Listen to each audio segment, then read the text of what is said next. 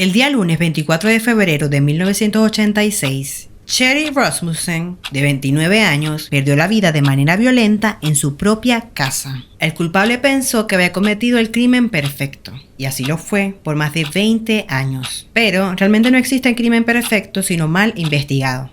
Y finalmente, el culpable fue llevado ante la justicia. Antes de comenzar, les recomiendo que se suscriban, para que así me ayuden a llegar a los 100.000 suscriptores. Una meta que tengo y que espero cumplir para finales de este año. Y sé que con su ayuda lo puedo lograr. Ahora sí, sin más que agregar, rebobinemos un poco y veamos cómo comenzó todo.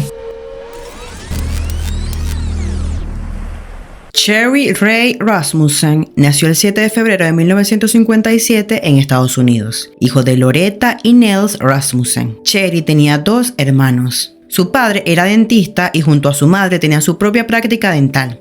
Cherry había ingresado a la Universidad de Loma Linda a los 16 años y a finales de los 20 daba conferencias a nivel internacional sobre enfermería en cuidados intensivos y era directora de enfermería en el Centro Médico Adventista de Glendale. Cherry Rasmussen, a sus 27 años de edad, en el verano de 1984, conoció a un chico llamado John Rutten, de 25 años de edad, quien nació en septiembre de 1959 en Oregon. Él era un joven encantador, conversador y guapo, recién graduado de la Universidad de California en Los Ángeles, en ingeniería mecánica. Ambos eran delgados, atléticos y corredores. Tenían mucho en común. Cherry, una belleza a quienes muchos la consideraban brillante, era una persona confiada y dirigida. Era el tipo de persona que John quería ser, o más bien, una personificación de cómo se veía a sí mismo en sus mejores momentos. Ambos se enamoraron. Su conexión fue inmediata y sin problemas. Aunque sus padres no estaban de acuerdo, Cherry pensó que John era la pareja perfecta para ella. Era guapo e inteligente y acababa de empezar un nuevo trabajo en una empresa de ingeniería. Ella tampoco era su única admiradora, lo que puede haber hecho que su deseo fuera aún mayor.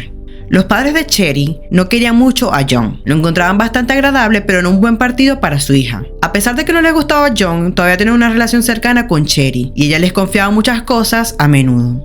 Fue así como luego de salir y compartir juntos, comenzaron una relación sentimental y para el 23 de noviembre de 1985 se casaron. Después de una luna de miel y la temporada navideña, los dos se estaban instalando en la vida matrimonial y vivían en un condominio en Los Ángeles.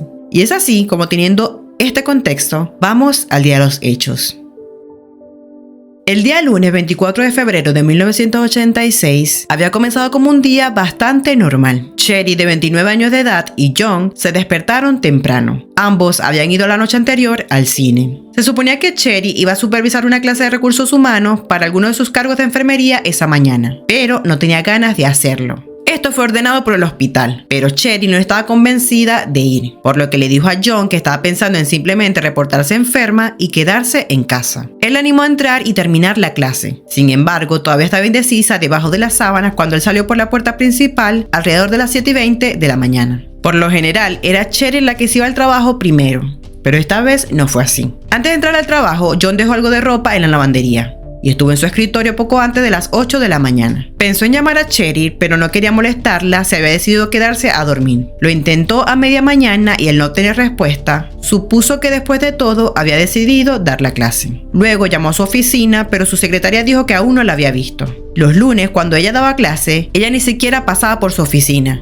Y debido a eso, John aún no estaba alarmado. Trató de llamar a casa 3 o 4 veces más, pero no obtuvo respuesta. Era extraño que el contestador automático no estuviera encendido, pero Cherry a veces lo olvidaba. Cuando John terminó de trabajar, hizo algunos mandados, se detuvo en la tintorería para recoger la ropa, fue a una tienda y finalmente se dirigió a casa. Cuando se detuvo en el garaje, vio que la puerta estaba levantada, lo cual era inusual, y notó que el auto de Cherry no estaba en el garaje. Se dio cuenta que había fragmentos de vidrio roto en el pavimento en la entrada del garaje. Lo primero que pensó John fue que debía ser el cristal de una de las ventanillas del auto. Debe haberse topado con algo, fue lo primero que dijo, pues semanas antes, Cherry había cortado la puerta y roto la antena de su auto. John sacó las bolsas de plástico de la tintorería del auto y subió las escaleras del garaje hasta la sala de estar. No fue hasta que vio entreabierta la puerta interior de su sala que se alarmó, y fue entonces cuando descubrió la devastadora escena. Cherry estaba en el piso de la sala y estaba muerta. Cherry yacía boca arriba sobre la alfombra marrón, con la cara hinchada, maltratada, ensangrentada y en el medio de su pecho tenía un agujero de bala. Estaba descalza todavía con su bata roja de pijama. Sus brazos estaban en el aire y doblados, y una pierna doblada a la altura de la rodilla. Parecía fija en el acto de intentar levantarse. John le tocó la pierna y estaba rígida. Su piel estaba fría. Puso sus dedos en su muñeca para sentir el pulso y no hubo ninguno. Y fue así como llamó inmediatamente al 911.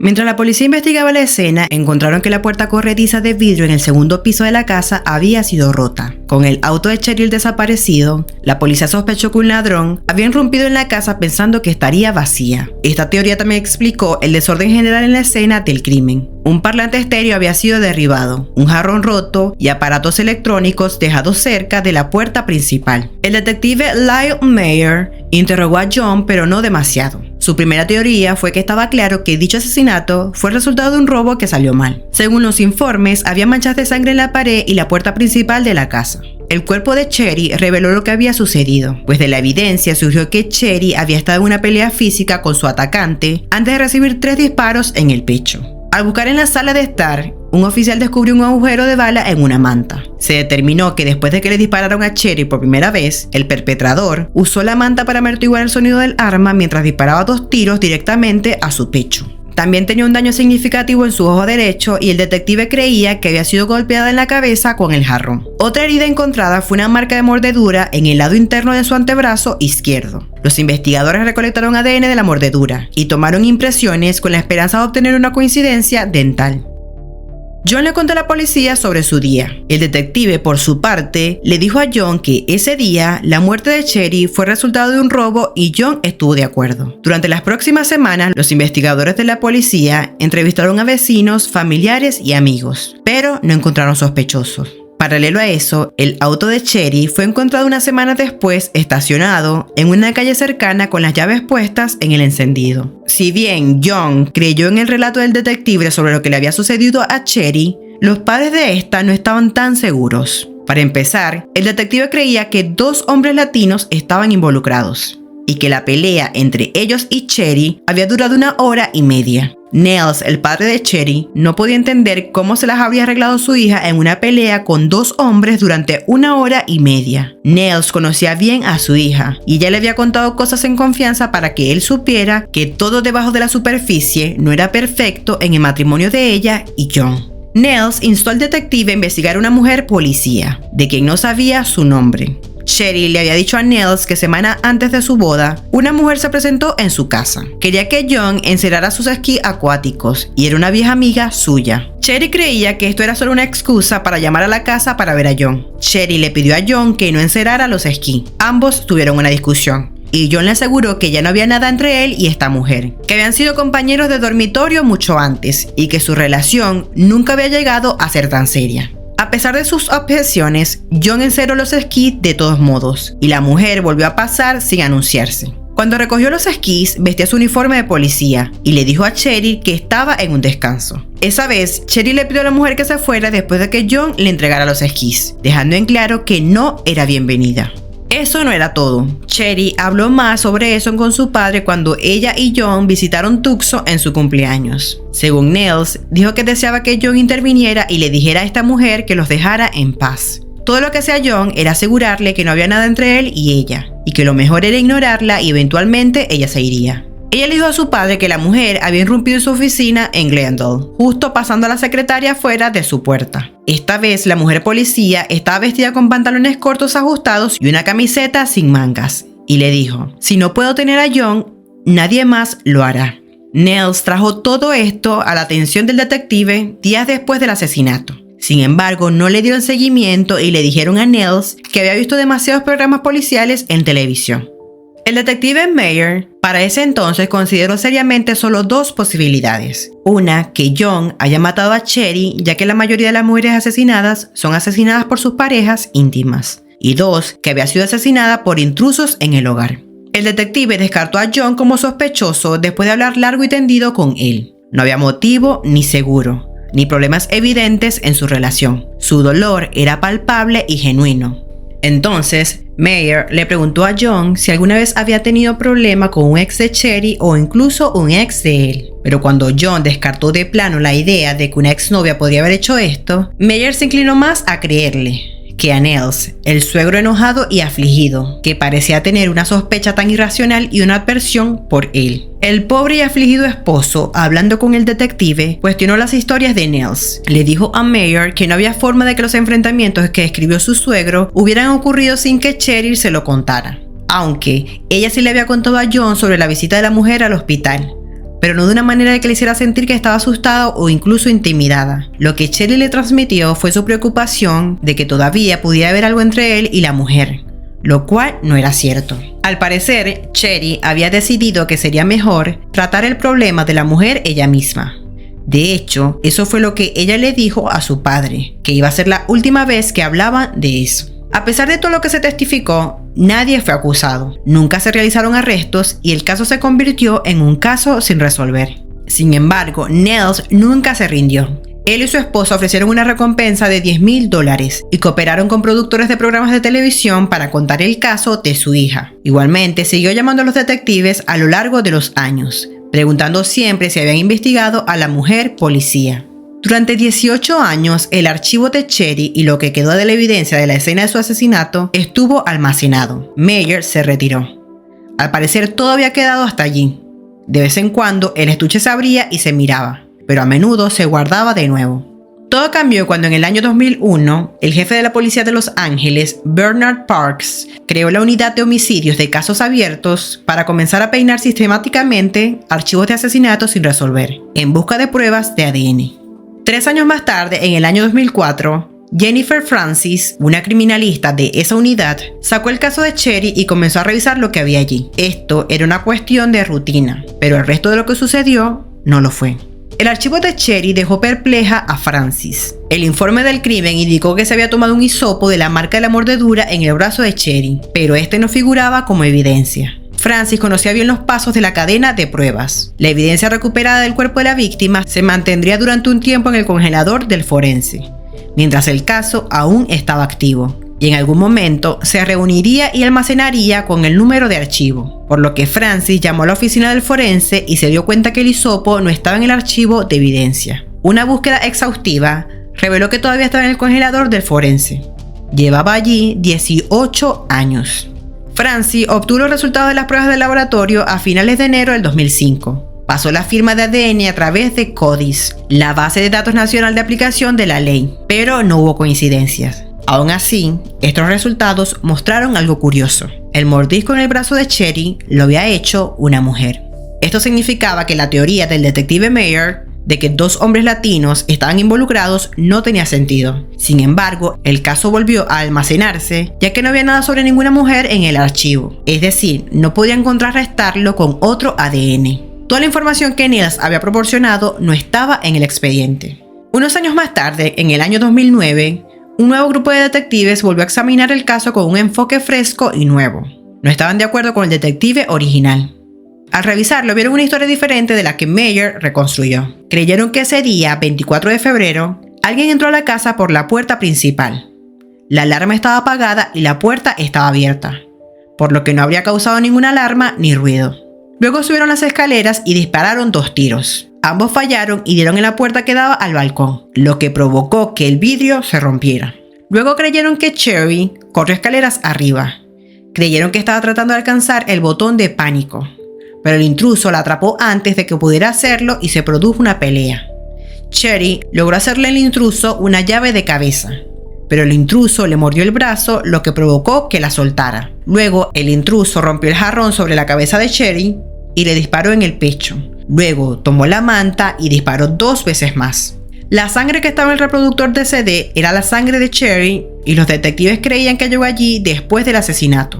Si ese era el caso, parecía que la escena estaba preparada para parecer un robo. Si no fue un robo, ¿cuál fue el motivo? Y sobre todo, ¿quién quería a Cheryl muerta? Los detectives tuvieron una oportunidad en el caso cuando encontraron una pequeña nota en el archivo. Decía: John Rutten llamó, Stephanie Lazarus verificada, P.O. era exnovia. Los 9 detectives que trabajaban en el caso querían saber quién era Stephanie Lazarus. Al final resultó que P.O. significaba oficial de policía, por lo que pudieron buscar su nombre y encontrar sus detalles en el sistema policial. Stephanie Lazarus era detective del Departamento de Policía de Los Ángeles. Los detectives ahora sabían sobre las sospechas que tenía Niles hace tantos años. Y también creían que ahora estaban buscando a una mujer. Por lo que, aunque Stephanie era detective, tenían que investigar el asunto. Descubrieron que el día que asesinaron a Cherry, Stephanie tenía el día libre. Y todos los policías para ese momento portaban pistolas de calibre 38. Por lo que investigaron si Stephanie tenía una. Fue así que pudieron ver que sí llevaba consigo una. Y que lo había denunciado como robado pocas semanas después del asesinato. Para obtener su ADN, el equipo de investigadores estuvieron siguiendo a Stephanie hasta que fue a tomar algo y los detectives recuperaron el pitillo o popote. El laboratorio confirmó que el ADN coincidía con el hisopado tomado de la marca de mordedura en el brazo de Cherry. Así fue como se descubrió que Stephanie había mordido a Cherry. Durante los años que el asesinato permaneció sin resolver, Lazarus continuó trabajando con el departamento. Luego inició su propia firma de investigación privada y en 1987 ganó medallas, incluida una de oro, en los Juegos Mundiales de Policía y Bomberos de San Diego. En 1993, después de trabajar en las divisiones de educación para la resistencia al abuso de drogas y asuntos internos del departamento, se convirtió en detective. 3 años más tarde se casó con un compañero oficial y adoptó una hija con él, mudándose de regreso a Simi Valley. En el trabajo se convirtió en instructor en la academia de policía. Por su parte, John, poco tiempo después del asesinato de Cherry, renunció al trabajo y se mudó de Los Ángeles y se volvió a casar algunos años después, donde él y su segunda esposa formaron una familia.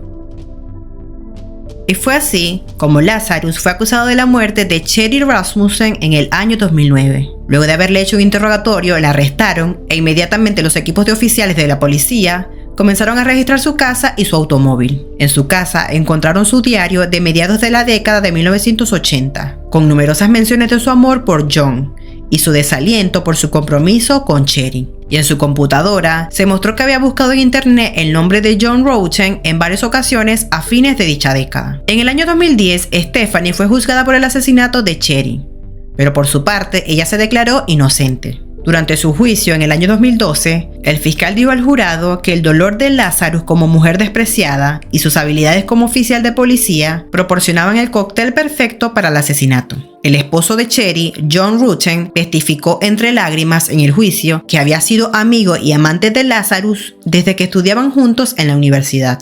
Dijo que después de que Lazarus se enteró de su compromiso con Cherry, ella lo llamó a su casa y le dijo que todavía estaba enamorada de él. Y esa noche ambos tuvieron relaciones sexuales. Afirmó que fue un error y que eso que hizo no cambió las cosas entre él y Cherry. Todavía quería estar con Cherry y casarse con ella. Las conversaciones con John revelaron que ni siquiera consideró a Stephanie como sospechosa. Y de hecho había estado en contacto con ella después de que ocurriera el asesinato.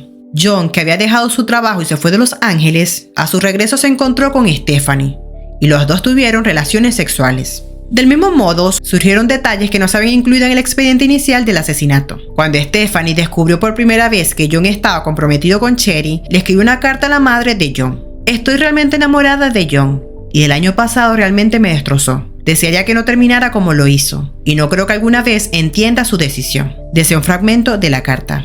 Entre otros testimonios estuvo el de un colega de Cherry que confirmó que Stephanie llamó a la oficina y discutió con ella sobre John.